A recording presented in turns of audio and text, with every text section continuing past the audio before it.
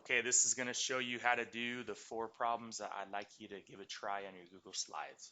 So writing explicit and recursive. I could see for this first sequence here, it is going down by the same rate every time, going down by the same amount every time. It looks like it's going to give me a nice, neat, straight line that maybe I could backtrack and look and continue the pattern. Looks like straight line. Looks like my slope is going to be negative. My D number is going to be negative. Looks like it's arithmetic, adding or subtracting by the same amount. The next one looks like definitely not adding, subtracting, because this is going up by 5, but then this is going up by not 5, going up by 20. That's telling me it's not adding, subtracting. This one is geometric timesing. So this one is timesing by 5. Looks like to me geometric. If I was to make this graph would not be a straight line. This graph would be curved exponentially like that. So know the difference. Straight line for arithmetic, curved line for these geometrics. To write this function here, I'll just leave that little sketch.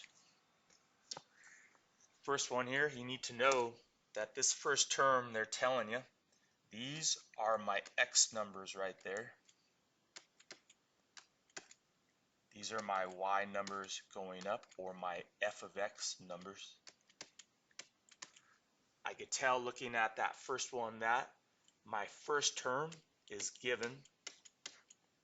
Looks like when I go over 1 for x, I go up 1, 2, 3, 4, 5, 6, 7, 8 for y, or 8 for f of x. Or when I plug in x is 1, I get spit out y is 8. Or if I was to write that as a coordinate, that's when x is 1 and I plug into the function I don't quite know yet, y gets, or f of x gets spit out as 8.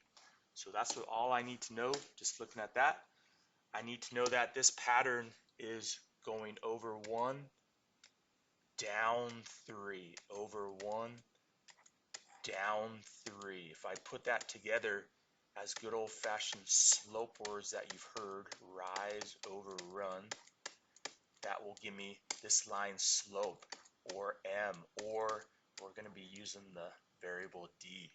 So if I put that together, that's negative 3 over 1. That is not 1 over negative 3. If I simplify that without the 1, negative 3, that's going to be my slope. That's going to be my number that goes in front of x. That's going to be my rate of change.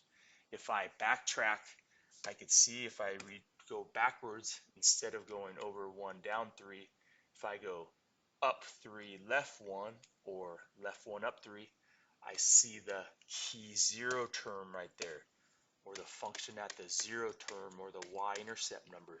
That's going to be, looks like 0 for x, up 11 for y. That is my key 0 term. This is my key first term. To write recursive, all I need to do is write it like this. Always f of x equals that weird f of x minus 1, just meaning nothing more than to find any term, use the 1 before it. And then because this is subtracting, I put minus 3 right there. Maybe get in the habit of writing what the first term is given to you. So someone writing this sequence would know exactly what to do, starting with 8, subtracting 3 each time, 8, going down by 3, 5, going down by 3, 2. All right, explicit, a little bit more complicated. I want you to do both. I want you to use the D number times x, and then I want you to add that key y-intercept number, which is 11. That's the most common one you use. Pattern after slope-intercept form, where my y-intercept is 11 and my slope, or my rate of change, is negative 3.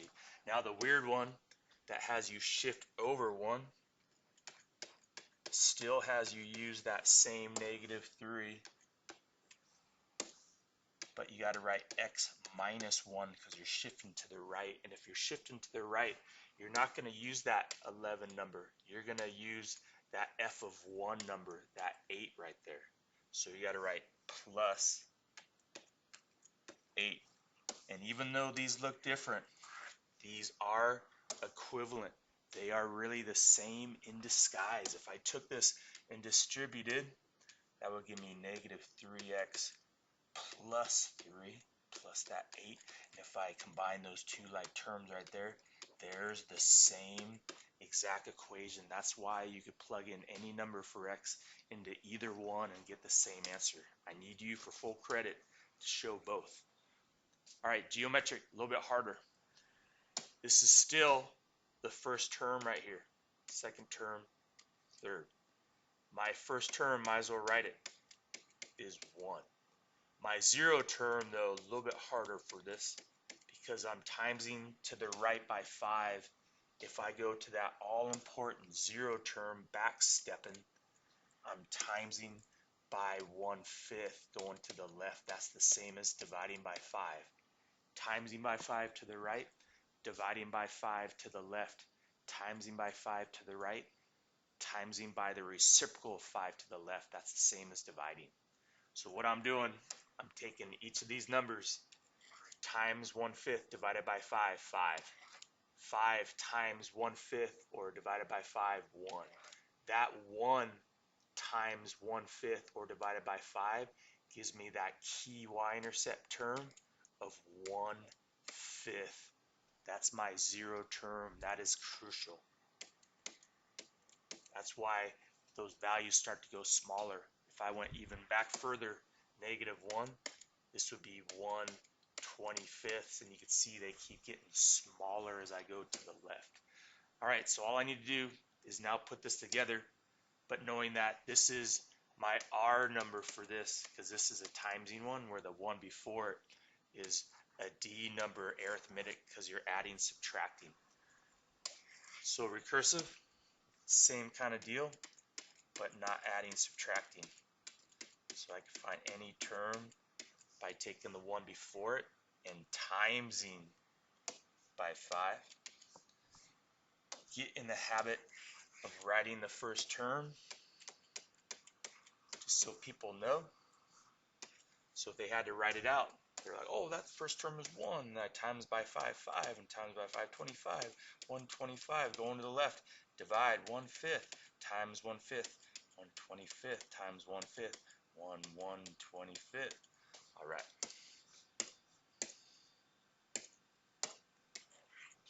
Recursive, both forms. Here we go. Using the first term, let's use a 0 term first. So use that 0 term number when x is 0 times that R number 5 raised just to the x. Notice this x is way up here in the exponent spot. Or I could shift over 1 to the right and use that nice solid 1, but times that same 5, but to the x minus 1 power. And we'll be doing more and more practice using these and plugging numbers in for x, because some of you need practice plugging in numbers in for x. But for this, both forms are explicit, 0 term 1 and the first term 1. All right. Next, of course, this one. This one's looking like we're gonna not do this one. I'm gonna have you do this one another day. Just focus on that one I gave you. Good luck.